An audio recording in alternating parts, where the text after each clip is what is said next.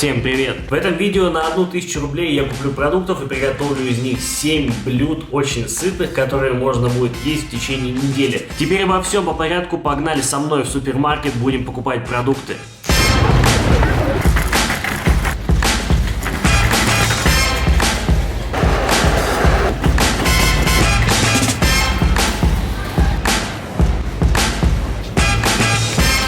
Здесь все за мной наблюдают.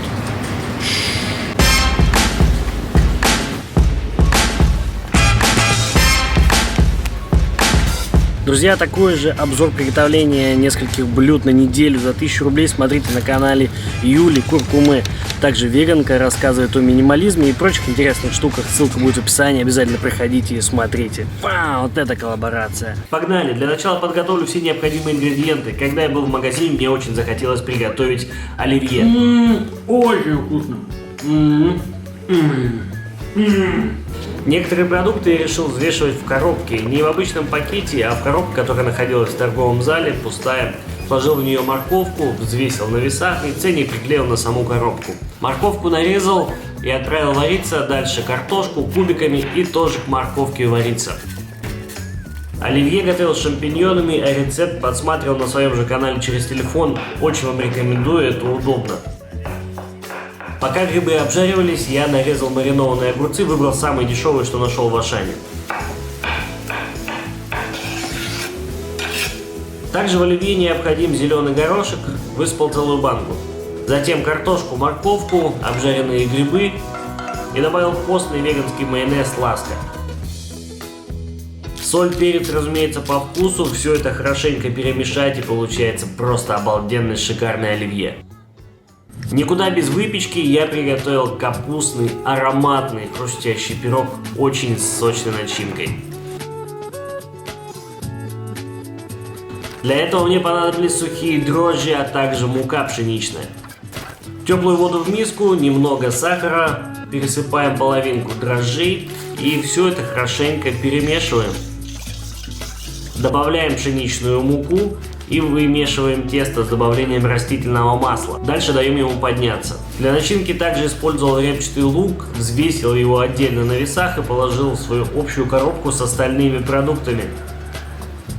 Нарезал лук кубиком, отправил обжариваться, выбрал капусту посимпатичней, наклеил на нее ценник, принес домой, нашинковал, как получилось, и отправил это все к луку пережариваться. Постепенно помешивая, тушил.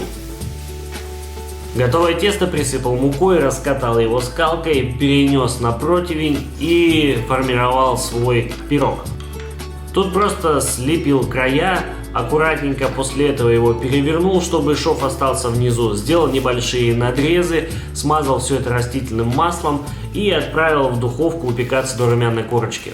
Пирог крутой, но остается очень много капусты, да и я изначально планировал приготовить вкуснейший, очень насыщенный борщ, который можно есть неделю. Реально такая кастрюля на неделю уйдет. Для насыщенности вкуса купил много фасоли. Промыл ее несколько раз, затем залил в горячую воду и варил до готовности. Дальше все по классике. Репчатый лук, на терке морковь, все это пережаривается. Выбрал свеклу, без свеклы борщ не получится. Отрезал половину, натер на мелкой терке и отправил в пережарку к морковке и луку. Добавил немного сахара и уксуса для того, чтобы сохранила свекла цвет. Также в борщ я добавил томаты, какие были, такие использовал, лучше, наверное, использовать даже томатную пасту. Нарезал их небольшими ломтиками и отправил пережариваться вместе с остальной пережаркой. После готовности фасоли смените в ней воду, нужно варить ее дальше в чистой воде, в чистом бульоне. Время нарезать и сварить вместе с фасолью картофель, далее нашинковать капусту и отправить ее к картофелю готовиться. Немного погодя добавляем нашу пережарку, все это хорошенько перемешиваем. Я обязательно добавляю свежий чеснок в борщ, поэтому в магазине купил парочку и отправил все это в свою овощную коробку. Чеснок очистить, раздавить, мелко нарезать и добавить в борщ. И обязательно добавьте лавровый лист. Без лаврушки это вообще не суп. Получается шикарный наваристый борщ, который будет еще вкуснее спустя 2-3 дня. А это ароматное лобио, которое я приготовил из остальной фасоли. Отправил ее на огонь, долго-долго варил до готовности. А пока обжарил лук, добавил к нему чеснок, нарезал большое количество кинзы, порядка 50 грамм. Ты что тут сидишь? Затем смешал в общей миске все ингредиенты, добавил обязательно специи, это перец, соль, кориандр. И все хорошенько перемешал. Если размять лобио, то получится более мягкая текстура, более однородная консистенция. Если вам надоест за неделю лобио, можете приготовить из него лобиани из оставшегося от пирога куска теста. Поместите начинку в тесто, раскатайте, оставьте небольшое отверстие для выхода воздуха и после чего обжарьте на сухой сковороде до золотистой корочки. Получается просто шикарное блюдо, которое удобно брать с собой куда угодно. В мое меню также вошли шикарные котлеты из чечевицы и риса. Рис купил я рассыпной, несколько раз его промыл и отправил вариться в мультиварку. А развесную чечевицу я также пересыпал, залил водой, промыл и дал ей настояться в течение часа. Затем измельчил ее погружным блендером. Как только она стала однородной массой, добавил лук репчатый и также все вместе перебил. В общей миске смешал готовый рис, чечевицу с луком, добавил специи, соль, перец по вкусу, разумеется, кориандр и обязательно мускатный орех. Это очень важно, это очень вкусно. Все это хорошенько перемешивается, формируются котлетки и обжариваются на сковороде с маслом, без масла. Как вам больше нравится, главное, чтобы получилась хорошая хрустящая корочка, аппетитная. Это залог хороших и самых вкусных котлет. У меня есть дома аэрогриль, я им часто пользуюсь, он выпекает и обжаривает все без масла, получается также с аппетитной хрустящей корочкой, но при этом, видимо, более полезно.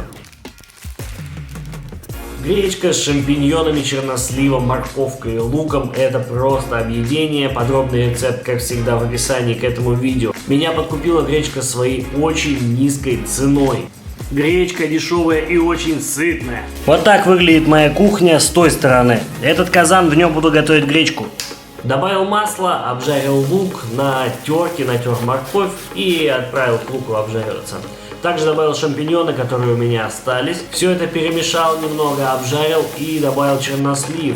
Чернослив, кстати, был очень недорогой. Видимо, поэтому попадались косточки и приходилось их удалять.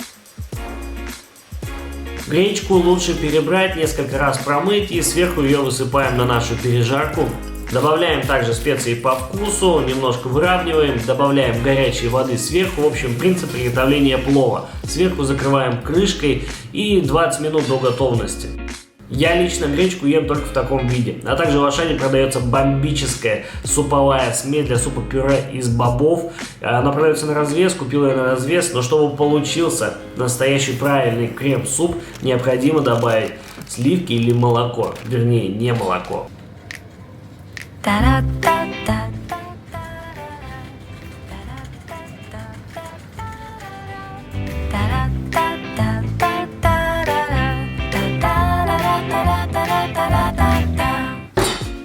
А дальше все просто, несколько раз промываем все это, добавляем воды, ставим на огонь и наливаем необходимое количество немолока. Это где-то порядка 700 мл максимум. Закрываем крышкой и ждем до готовности, после чего измельчаем все при помощи блендера с добавлением необходимых специй, трав, что вам больше нравится.